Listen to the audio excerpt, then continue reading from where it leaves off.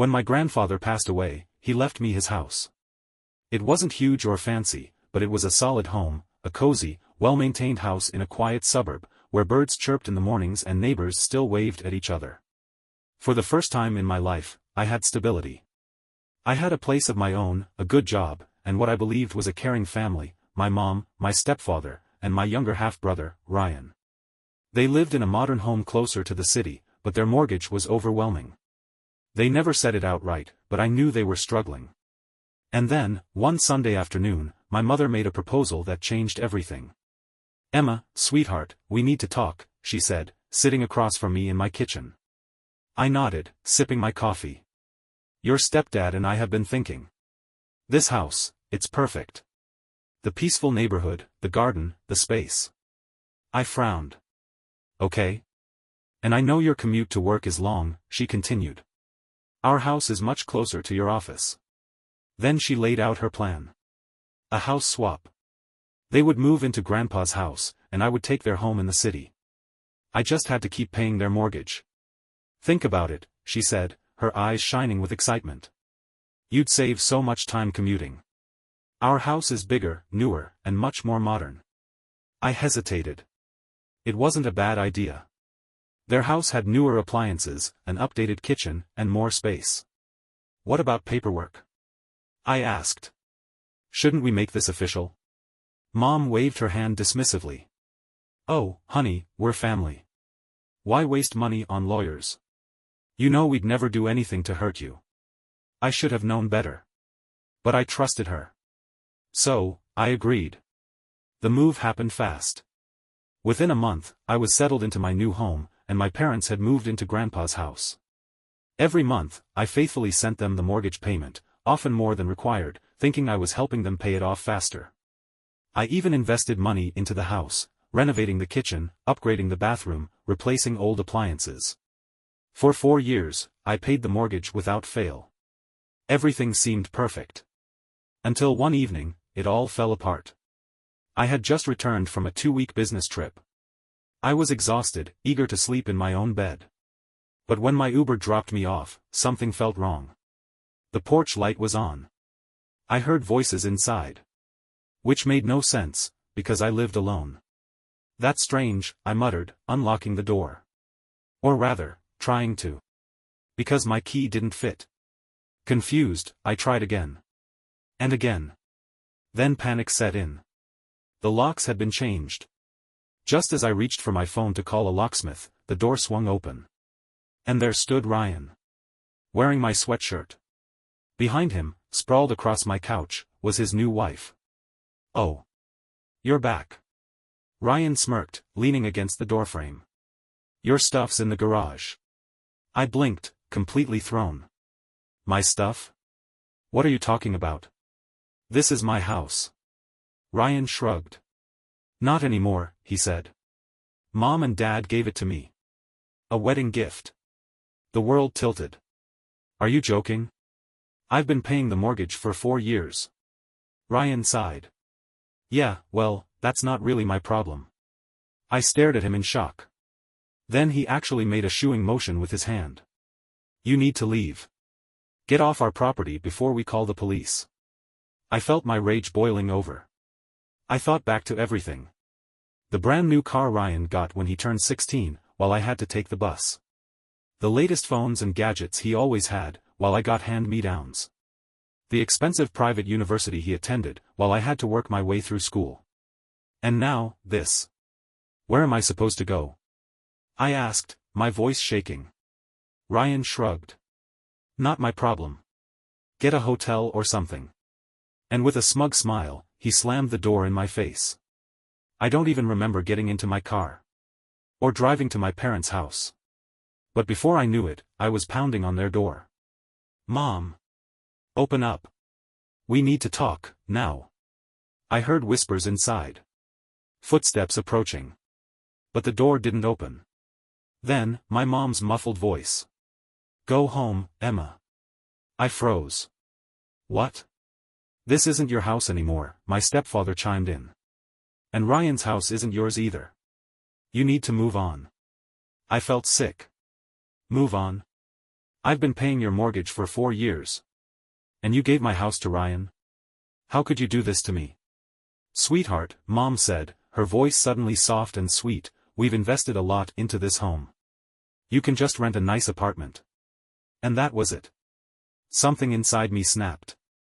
I took a deep breath. Actually, Mom, I said, my voice eerily calm, you're wrong about one thing. A long pause. This is my house. Legally. Silence. Grandpa left it to me, remember? The deed is still in my name. And since you love kicking people out, maybe it's time I returned the favor. You wouldn't dare, my stepfather said. I smiled. Try me. And with that, I turned and walked away. I had nowhere to go. But I knew exactly what I had to do. I pulled out my phone. And I called a lawyer. I didn't sleep that night. I lay awake in a tiny, overpriced motel room, staring at the ceiling, replaying everything in my mind. The lies, the betrayal, the audacity. I had trusted them. I had spent 4 years believing I was making a smart investment for my future, paying down a mortgage, improving a home that I thought would one day be mine. But it had all been a lie. And now, they expected me to just walk away.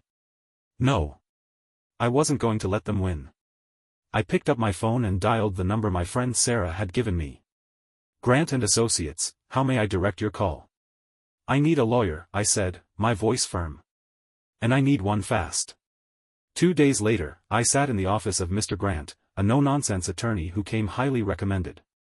He listened silently as I told him everything, how I had inherited my grandfather's house, how my parents had convinced me to swap homes, how I had paid their mortgage for 4 years, and how they had given my house to Ryan without telling me. When I finished, I exhaled, waiting for him to tell me there was nothing I could do. Instead, he leaned back in his chair, folded his hands, and nodded. You have a solid case. I blinked. I do? Yes. The deed is still in your name. That means, legally, your parents and Ryan have no claim to that house. You never signed anything giving it away. So, if they refuse to leave, we have every right to evict them. Hearing those words felt like a weight lifting off my chest. What do I have to do? We'll start with an eviction notice. If they don't comply, we'll escalate it to a legal eviction. If necessary, law enforcement will get involved. I nodded firmly. Do it. 2 days later, I stood beside Mr. Grant as he knocked sharply on the door of my house. It didn't take long for my mother to answer. Her smile faltered the moment she saw me standing there with a lawyer. Emma, what's going on? Mr. Grant didn't hesitate. Mrs. Hale, I am here on behalf of your daughter, Emma, the legal owner of this property. You are being served with a formal eviction notice. Mom's face turned pale. What? No, this must be a mistake. My stepfather appeared behind her, already looking angry. This is ridiculous, he snapped. You can't just throw us out. Mr. Grant adjusted his tie.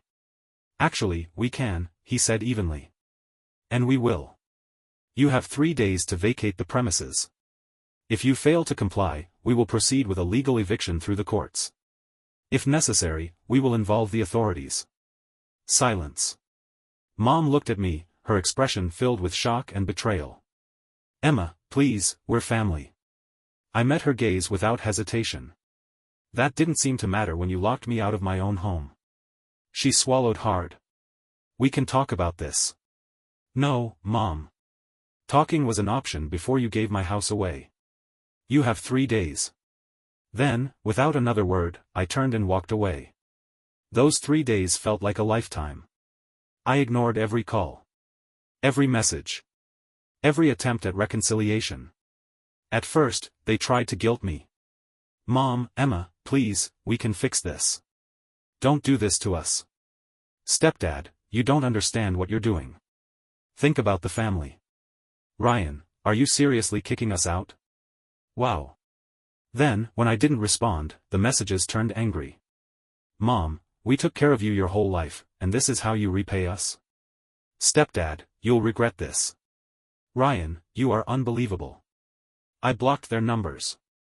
And then, I waited. On the 4th morning, Mr. Grant called me. They're out. Relief flooded through me. It was over. When I arrived at my house, I saw them loading the last of their belongings into a small moving truck. Mom stood in the driveway, her face streaked with tears. She turned to me as I approached, her voice trembling. "Emma, how could you do this to us?" I took a deep breath. "I could ask you the same thing. We're your family," she pleaded. "After everything we've done for you." I held up a hand. "Everything you've done for me?" I repeated. "You mean using me to pay your mortgage for 4 years? You mean stealing my home and giving it to Ryan? You mean locking me out?" She looked away. My stepfather shook his head in frustration and climbed into the moving truck. Ryan wasn't even there. He had left days ago, the moment he realized he wasn't getting a free home. I watched them drive away, their car disappearing down the street. And just like that, they were gone. I stood there for a long moment, taking it all in. Then, slowly, I walked up the steps and stepped inside. The house was a mess, drawers left open, trash scattered across the floor. But it was still mine. I sat down in Grandpa's old rocking chair, letting out a deep breath. It was over. Or at least, I thought it was. Until the phone rang. "Where's the mortgage payment?" My mother's voice was sharp and demanding. I nearly laughed. "Let me get this straight," I said slowly. "You locked me out of the house I paid for, gave it to Ryan, and now you still expect me to make the payments? Ryan can't pay." Mom snapped. "He's just starting out, he's not even working yet." "Not my problem," I replied calmly. "The house belongs to him now, remember?" A long pause. Then, her voice dropped to a whisper. "Emma, there's more owed on the mortgage than you think." I froze. "How much more?"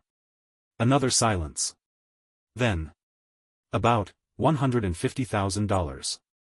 The world seemed to tilt. "That's impossible," I said. "I paid extra every month. There should only be $50,000 left." Another pause. Then, "Well, we had expenses."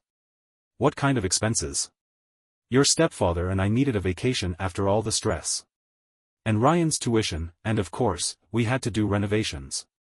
I gripped the phone tightly. They had spent every extra dollar I sent. And now, they wanted me to keep paying.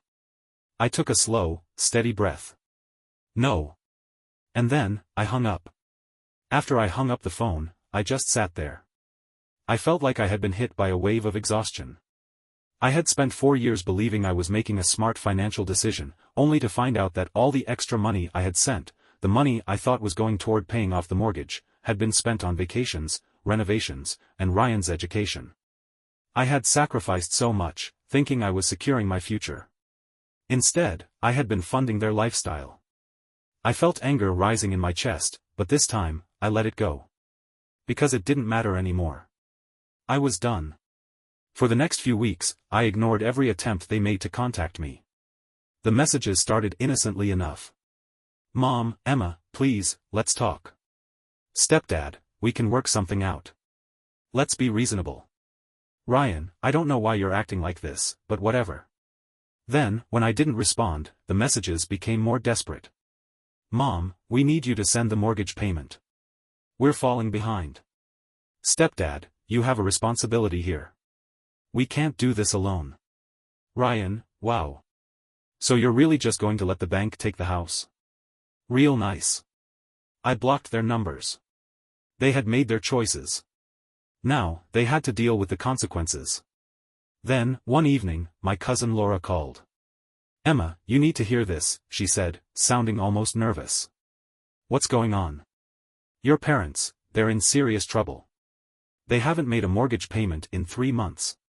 The bank is getting ready to foreclose." I took a slow breath. "And Ryan?" Laura let out a small laugh. "That's the best part. They told him he needed to start paying the mortgage since he's living there now. I already knew what was coming." "And?" "He refused." I closed my eyes. "Let me guess. He thought the house was supposed to be his without any financial responsibility?" "Exactly," Laura confirmed. "He had a huge argument with them and moved out. He's staying with a friend now. Says he's done with them."